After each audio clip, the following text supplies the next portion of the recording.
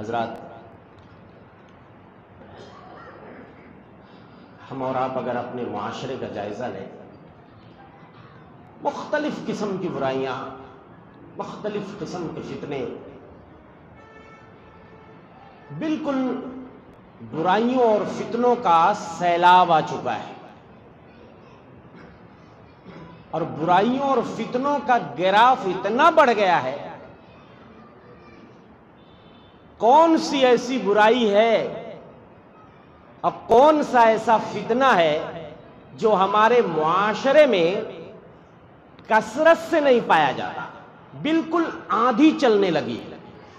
بھئی برائیاں تو دنیا میں بہت پہلے سے رہی ہیں، کوئی آج نیا معاملہ نہیں ہے، فتنے بھی بہت پہلے سے رہے ہیں، لیکن ذرا باریک بینی سے اگر آپ مطالعہ کریں، غور کریں، کچھ دماغ لڑائیں، تو آپ کو اندازہ ہوگا کہ یہ پچھلے 15-20 سالوں میں جو حالات بگڑے ہیں، اتنی برائیاں بھر گئی ہیں، اتنے فتنے جنم لے چکے ہیں کہ اب تو دین، ایمان، عقیدہ، اخلاق بچانا بڑا مشکل ہوتا جا رہا ہے۔ بچے بچیوں کی حفاظت، ان کی نگرانی ایک بہت بڑا چیلنج بن گیا ہے۔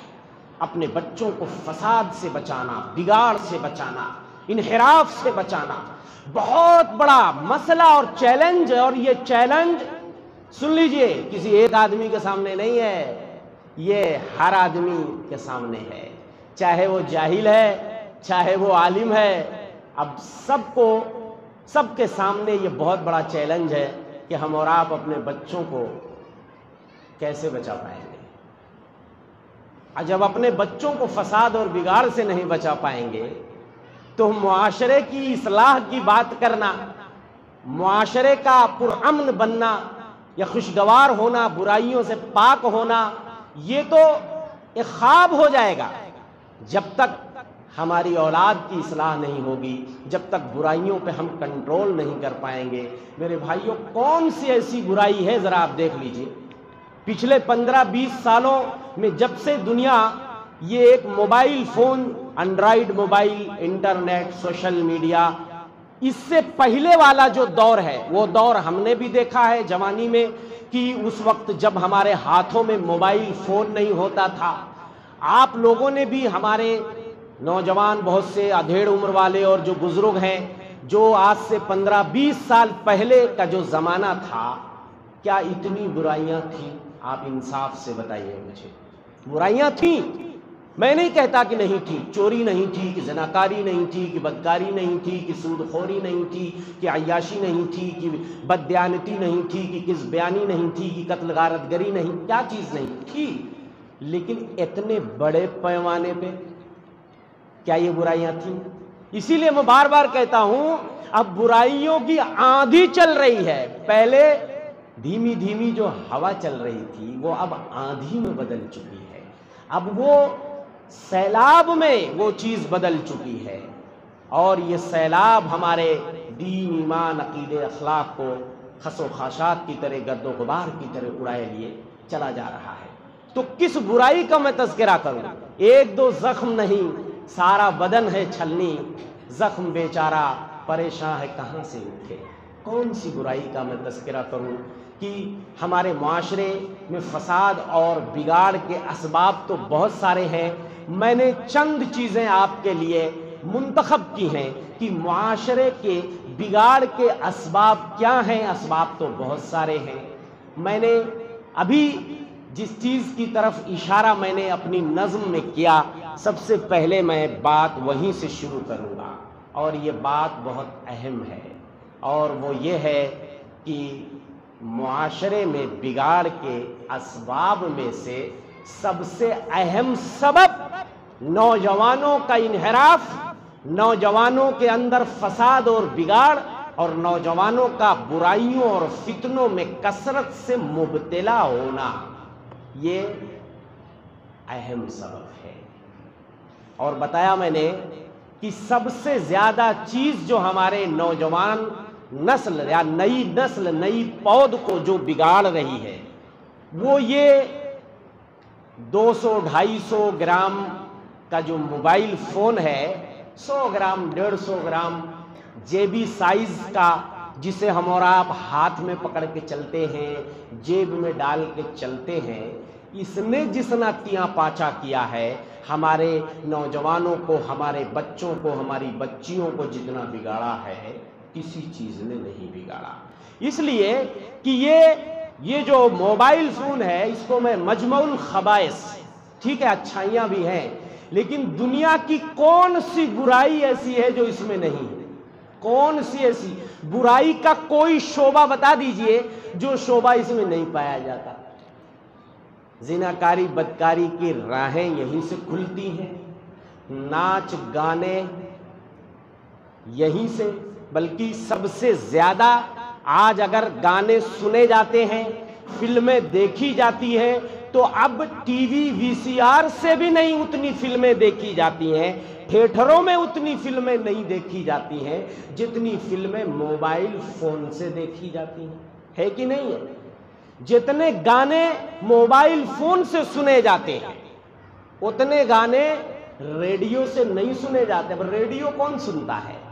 ٹی وی پہ اتنے گانے نہیں سنے جاتے ہیں جتنے گانے موبائل فون سے سنے جاتے ہیں۔ تو موبائل فون نے یہ ایک جو 100-200 گرام کا یہ جو ہینڈ سیٹ ہے جو ہمارے ہاتھوں میں دشمنان اسلام نے بڑی عیاری اور مکاری کے ساتھ تھما دیا ہے، اس نے تیاں پانچا کر دیا۔ اور میں اکثر کہتا ہوں کہ یہ 2020 اور 21، دیکھیے حالات تو بگڑنے شروع ہو گئے تھے اسی وقت سے جب سے یہ موبائل فون سے دنیا آشنا ہوئی، آج سے 15-20 سال پہلے، لیکن یہ 2020 اور 21 آتے آتے حالات اتنے خراب ہو گئے کہ وہ بیان سے باہر ہیں۔ کورونا وائرس کی بیماری کی شکل میں ایک بیماری جس نے پوری دنیا کو اپنی چپیٹ میں لے لیا، یہ صرف بیماری نہیں، میں اس کو کہتا ہوں یہ الٹیمیٹم ہے اللہ کی طرف سے۔ ابھی تک حالات بہت ساری جگہوں پہ بہت سارے شعبوں میں سامانیہ نہیں ہوئے ہیں، نارمل نہیں ہوئے ہیں، ابھی تک اس کے اثرات موجود ہیں اس بیماری کے۔ اور اس بیماری نے ہمیں وہ دن دکھائے جو ہمارے بزرگوں نے کبھی دیکھا نہیں تھا، کبھی کلپنا نہیں کی تھی، کبھی سوچا بھی نہیں ہوگا، وہ دن دکھائے۔ اور میں کہتا ہوں کہ یہ 2020 اور 21 یہ ٹرننگ پوائنٹ ہے، یہاں سے جو حالات بگڑے ہیں سدھرنے کا نام نہیں لے رہے۔ بہت سارے لوگوں نے 2020-21 سے پہلے اپنے گھروں میں سختیاں کی ہوئی تھی، ایک قاعدہ اور قانون بنایا ہوا تھا کہ ہم اپنے بیٹے بیٹیوں کے ہاتھوں میں، پڑھنے والی نسل کے ہاتھوں میں موبائل فون، کم از کم کیمرے والا موبائل نہیں دلائیں گے انہیں۔ بہت سارے لوگوں نے، بہت سارے بھائیوں کو میں جانتا ہوں جنہوں نے بڑی سختی کی ہوئی تھی کہ ہم اپنے اولاد کو، اپنے بچوں کو بغیر ضرورت کے، اہم ضرورت کے ہم فون نہیں دلائیں۔ ہم نے بھی اپنے بیٹے کو کہا 12ویں کر لیا، MBBS میں جب داخلہ ہو گیا تو میں نے اسے موبائل دلایا، 12ویں تک ہم نے نہیں دلایا۔ لیکن یہ جو 2020-21 آتے آتے یہ اللہ کی طرف سے عذاب نہیں تو کیا ہے؟ مدارس بند ہوئے جیسے ساری چیزیں بند ہوئیں، تعلیم گاہیں بند ہوئیں، بچے بگڑ رہے تھے تو آن لائن تعلیم کا سلسلہ شروع کر دیا گیا، دینی بھی دنیاوی بھی ساری تعلیمیں جتنی، اس میں سارے لوگوں کا بنا بنایا ہوا نظام چوپٹ ہو گیا، سارے قوانین دھرے کے دھرے رہ گئے۔ ہمارے جامعہ میں، جامعہ اسلامیہ ممبرا میں ہم لوگوں نے تقریباً 1 لاکھ کی موبائل، درجنوں موبائل، 10,000 12,000 15,000 تک کی موبائل وہ بچوں سے چھین کر کے، یہ قانون بنا دیا گیا تھا کہ جس کی موبائل پکڑی جائے گی ریٹرن نہیں دیا جائے گا، پہلے سے اعلان بھی کر دیا گیا تھا۔ اب وقفے سے ہم لوگ چیکنگ کرتے، کسی کے اٹیچی میں کوئی کہیں چھپایا ہوا ہے، کوئی کہیں چھپایا ہوا ہے، وہ موبائل کو ہم لوگوں نے گراؤنڈ میں سب بچوں کو جمع کر کے اس میں آگ لگا دیا، جلا دیا۔ موبائل فون کے ساتھ آپ کی پڑھائی نہیں ہو سکتی ہے۔ لیکن وہ دور بھی ہمیں دیکھنا پڑا کہ جب گارجین کو ہم لوگ کہتے نظر آئے موبائل فون بچے کو دلائیے ورنہ اب تعلیم نہیں ہوگی، کوئی گڑ گڑا رہا ہے، رو رہا ہے، مولوی صاحب گھر میں 2 بچیاں ہیں، 3 بچیاں ہیں، 3 بچے ہیں، کیا کریں؟ مولوی صاحب ایڈجسٹ کر لیجئے، ایک موبائل میں 2 بچوں کی پڑھائی کرا دیجئے۔ ہم لوگ صاف کہہ دیتے نہیں ہو سکتا ہے۔ آپ کے گھر میں 3 بچے ہیں، 3 موبائل دلائیے، 4 ہیں 4 دلائیے، 5 ہیں 5 دلائیے، پڑھانا ہے تو دلائیے، اور نہیں پڑھانا ہے تو لے کے جائیے۔ اب موبائل بھی ہم نے دلایا اور پلس ڈاٹا بھی ہم نے ڈلوایا۔ اب ریچارج ہم نہیں کرواتے تھے، ڈاٹا نہیں ڈلواتے تھے، جو لوگ اپنے گھروں میں قانون بنائے ہوئے تھے، سختی کیے ہوئے تھے، وہ ساری سختی دھری کی دھری رہ گئی۔ ابھی چھوٹا سا بچہ جو اسکول میں پہلی میں ہے، دوسری میں ہے، وہ بھی کہہ رہا ہے ابا 1 GB میں کام نہیں چل رہا ہے، ڈبل GB چاہیے، 3 GB چاہیے، 4 GB چاہیے، تب ہوگا۔ لیکچر زیادہ، اب لیکچر کم سنتے ہیں، دوسری چیزیں زیادہ دیکھتے ہیں، کیا کرو گے؟ یہی فتنہ ہے، یہی فتنہ ہے اور یہی برائی کی جڑ ہے۔ اور میرے بھائیو، جب سے یہ 2020 اور 21 کو میں بولتا ہوں، یہ ٹرننگ پوائنٹ ہے، یہاں سے جو حالات بگڑے ہیں، اب ہم لوگوں نے جنہوں نے قانون بنایا ہوا تھا کہ اپنے بچوں کو موبائل فون نہیں دلائیں گے بغیر ضرورت کے، آج ہمیں دلانا پڑ رہا ہے۔ اور ایک بار جب بچوں کے ہاتھوں میں موبائل فون آ گیا، اب ان سے چھیننا بڑا مشکل ہو رہا ہے۔ اب تو اسکولوں والے بھی، ان کو بھی چسکا لگ گیا ہے، اب وہ سارے ہوم ورک، ساری نوٹسیں، ساری چیزیں وہ تو اسی موبائل پہ بھیج رہے ہیں۔ جبکہ تعلیم اب آف لائن ہو چکی ہے تو بھی موبائل کا پیچھا چھوٹتا نظر نہیں آ رہا ہے۔ دوسری کلاس میں جو ہمارا بچہ پڑھتا ہے، اس کے سارے ہوم ورک موبائل پہ آتے ہیں۔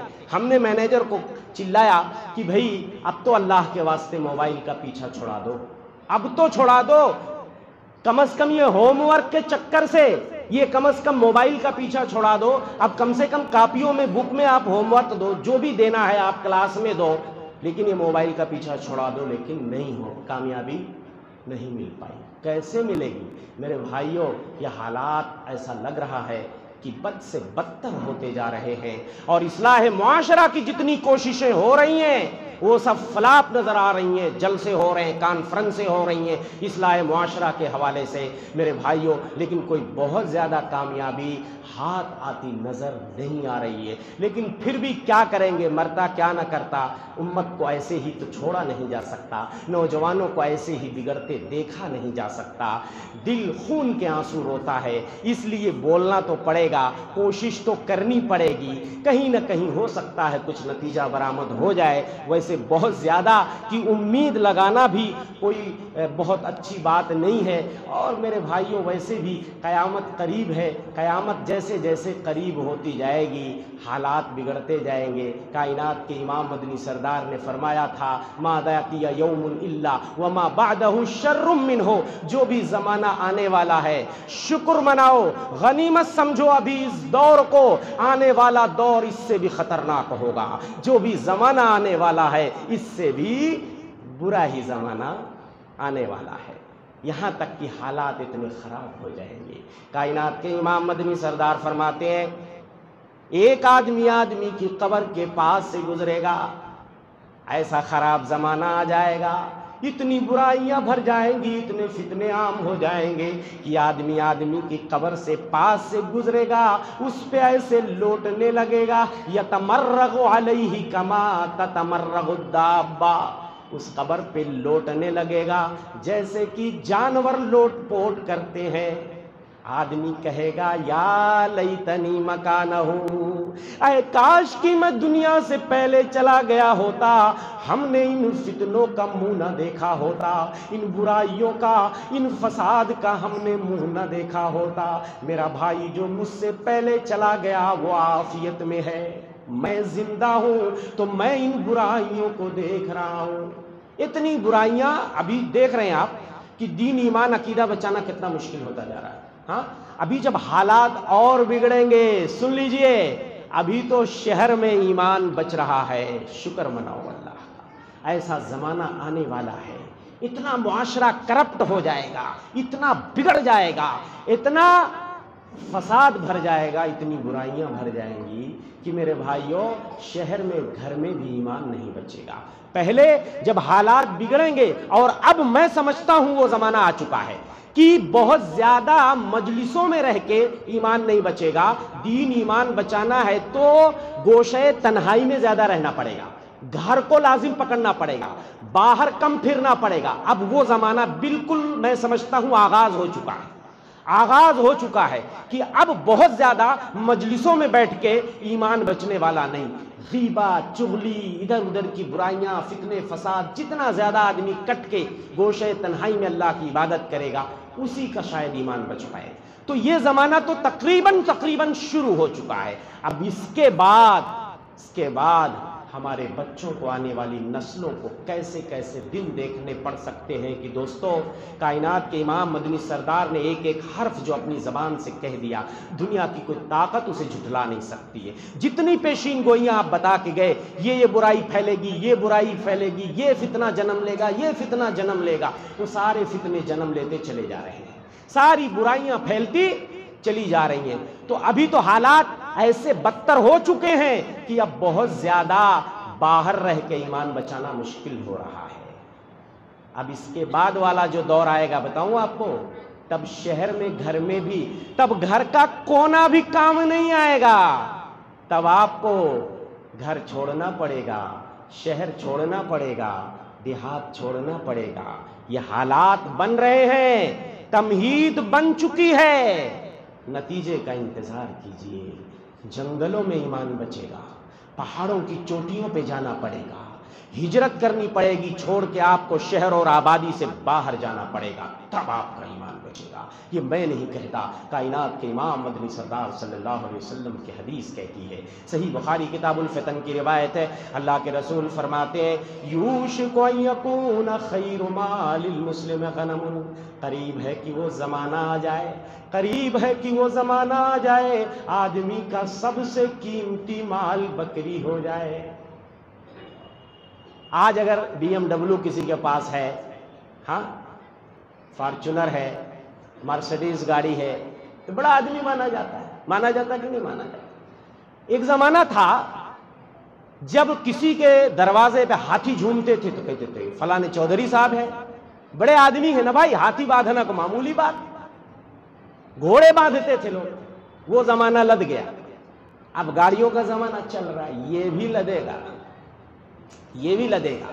یہ کائنات کے امام فرماتے ہیں قریب ہے کہ وہ زمانہ آئے گا جب آدمی کا سب سے قیمتی مال بکری ہو جائے گی، یتبع بہا شاف الجبال، جسے لے کر وہ پہاڑوں کی چوٹیوں پہ چلا جائے گا اور بارش کی جگہوں میں چلا جائے گا۔ یفر بدینہ من الفتن، آدمی اپنے دین کو، اپنے ایمان کو فتنوں سے بچانے کے لیے بھاگ پڑے گا، گھر سے نکل پڑے گا، تب ایمان بچے گا۔ یہ زمانہ یہ فتنے بتا رہے ہیں، برائیاں بتا رہی ہیں، یہ نوجوانوں کا بگاڑ بتا رہا ہے۔ اس قدر نوجوان آج کرپٹ ہوتے جا رہے ہیں میرے بھائیوں، نہ دین ہے، نہ ایمان ہے، نہ اخلاق ہے۔ اخلاق چوپٹ اور دینداری سے کوئی شغف نہیں نوجوانوں کو۔ میرے نوجوانوں، تم قوم کا قیمتی سرمایہ ہو، اور کسی بھی قوم کی ترقی اور کسی بھی قوم کے فلاح و بہبود کے لیے ضروری ہے کہ اس کے نوجوان اچھے ہوں، صالح ہوں، نیک ہوں، دیندار ہوں۔ اور نوجوان جب ترقی کرتے ہیں تو معاشرہ ترقی کر جاتا ہے، اور نوجوان جب بگڑتے ہیں تو معاشرہ بگڑ جاتا ہے۔ نوجوانوں کی مثال ریڑھ کی ہڈی کی طرح ہے، اگر یہ ہڈی سیدھی رہے تو جسم سیدھا رہتا ہے، اور اگر یہ ہڈی ٹیڑھی ہو جائے تو جسم ٹیڑھا ہو جاتا ہے۔ اس لیے میرے نوجوانوں، یہ بڑے قیمتی لمحات ہیں اللہ نے تمہیں دیے ہیں۔ ایک نوجوان کیلکولیٹ کر کے دیکھ لے 24 گھنٹے میں کتنے گھنٹے وہ سوشل میڈیا پہ سرگرم رہتا ہے۔ آپ ہر نوجوان اپنا اپنا حساب لگا لے کہ وہ 24 گھنٹے میں کتنے گھنٹے سوشل میڈیا پہ سرگرم رہتا ہے، فیس بک پہ، واٹس ایپ پہ، انسٹاگرام پہ اور دیگر جو سوشل سائٹیں ہیں، کتنے گھنٹے وہ سرگرم رہتا ہے، اور وہ کر کیا رہا ہے وہاں پہ؟ نہ کوئی تجارت ہے، نہ کوئی بزنس ہے، نہ کوئی دھندا ہے، خالی چیٹنگ ہے، فضولیات ہیں، بیہودہ گوئی ہے، ویڈیو کالنگ ہے، ویڈیو چیٹنگ ہے، اور نہ جانے کیا کیا بیہودہ حرکتیں کرتے رہتے ہیں، اور ایک دوسرے پہ کمنٹس پہ کمنٹس، کچھ لوگ واٹس ایپ پہ دیکھو تو کمنٹس ہی کمنٹس کرتے چلے جا رہے ہیں، اور اس کے بعد نہ جانے کیسی کیسی چیزیں وہ لائک بھی کر رہے ہیں، شیئر بھی کر رہے ہیں، اوٹ پٹانگ چیزیں، نہ انہیں یہ بھی شعور ہے کون سی چیز شیئر کرنی ہے، کون سی چیز شیئر نہیں کرنی ہے، کون سی چیز لائک کرنی ہے، کون سی چیز لائک نہیں کرنی ہے۔ یہ انگلی، جس انگلی سے ہم فارورڈ کرتے ہیں، لائک کرتے ہیں، شیئر کرتے ہیں، یاد رکھو میرے نوجوانوں، اگر غلط چیزیں آپ اسکرین ٹچ کر کے جو آپ دوسروں کو فارورڈ کرتے ہو، شیئر کرتے ہو، لائک کرتے ہو، یہ انگلی بولے گی قیامت کے دن اللہ زبانوں پہ تالے لگا دیں گے کہ اس انگلی سے آپ نے کتنی غلط چیزیں دوسروں کو فارورڈ کی تھی اور کتنی غلط چیزوں کو آپ نے لائک کیا تھا اور پسند کیا۔